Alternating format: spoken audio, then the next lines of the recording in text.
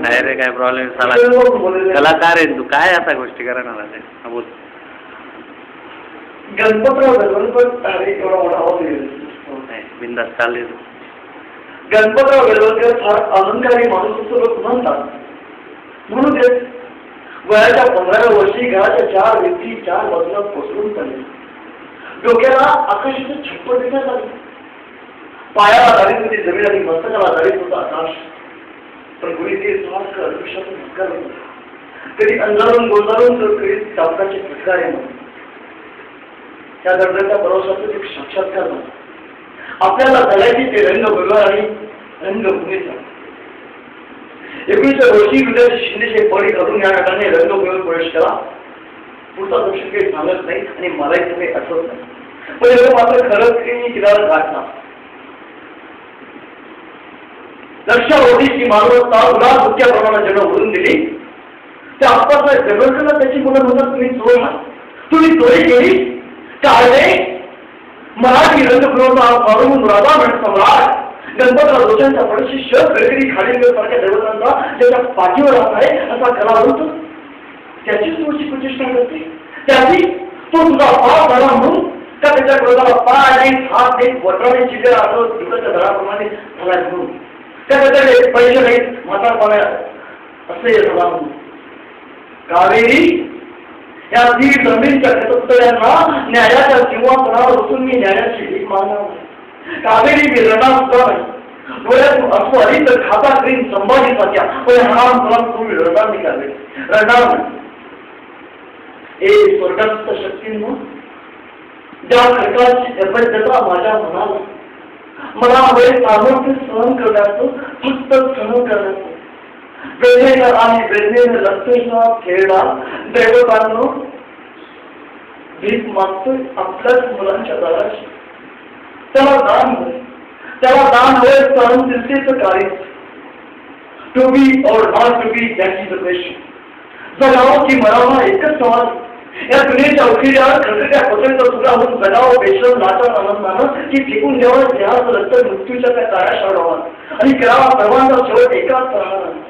त्यात माझा सुद्धा याचा आणि त्याचाही मृत्यूच्या महासर्पानं जीवनाला असा रंग मारावा की येणाऱ्या निद्रेला असावा जागृतीचा किनारा कधी. पण त्या निद्रेलाही सुरू करू लागेल तर इथेच मेघ नव्या लोकांच्या आरोग्य प्रदेशात प्रवेश करण्यास अगदी होत नाही. म्हणून सहन करतो मी जुने जाणे. सहन करतो प्रेताच्या निर्जीवपणानं अभिमानावर होणारे बलात्कार. सहन करतो अस्तित्वाच्या गावात असलेल्या सर्पाची विडंबना आणि अखेर गृहीता सगळं घेऊन खालच्या मानेने उभे असतो आमच्या मारेकऱ्यांच्या दाराशी. हे विधात्या तू इतका कठोर का झाला असते. एकीकडे ज्यांना आम्ही जन्म दिला तेही आम्हाला विसरले आणि दुसरीकडे ज्याने आम्हाला जन्म दिला तुम्ही आम्हाला विसरतो. मग आम्ही खेळल्याने हे विस्कटले हाडांचे सापडे घेऊन हे करुणा करा. कुणाच्या पाळात जायचं कुणाच्या पाळात. हो तुम्ही तरुण आहात म्हणजे तुम्हाला करायचं फक्त संभोग माणसांच्या मान्याशी. पण तरुण आहेत कावळे तरुण आहेत किनारे तरुण आहेत रस्त्यावरची गाडो आणि ढुकळे नरकाची सूक्ष्मदृष्टी किती करतात नटून कितीची फैलवतात जमा किड्यांची मडून जातात किजनांसाठी.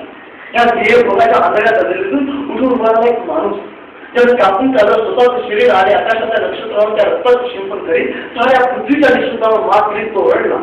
कुणी हाय का सगळे राहून उत्तरावर मी आहे आणि माझा ते तूच आहे. या अपमानाच्या जोरावर कापून त्याला सूर्याच्या चक्रावर विश्व त्या स्वर्गाची झाले माणसं शब्दांचं झाले फुलांचे झाले अक्षर. त्या जनावरी शिवनाच्या खडकावर उभं राहिले एक विराट सुंदर देवान. त्यात माणसाला सापडला विसर आणि अनेक विषयाला सापडलं विसर. या बापाला विसर त्या बापाला पारा जोडून बसले हिरा वायू फटक्या पाहते हे विषयाला तुमचा साऱ्या माणसाच्या जागी एकदा नक्षत्रांच्या महासभेत पृथ्वीला प्रश्न विचारण्यात आला. बरे पृथ्वी तुझ्याकडे सर्वात बोलले वस्तू कोणती. पृथ्वी विचारले मोठ्या कौतुकाने आपल्या बर्राट असा मालक दाखविला. त्यावर सर्व नक्षत्र कला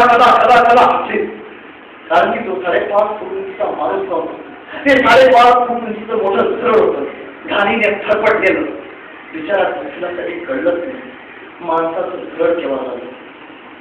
बायकोई बंदरस्त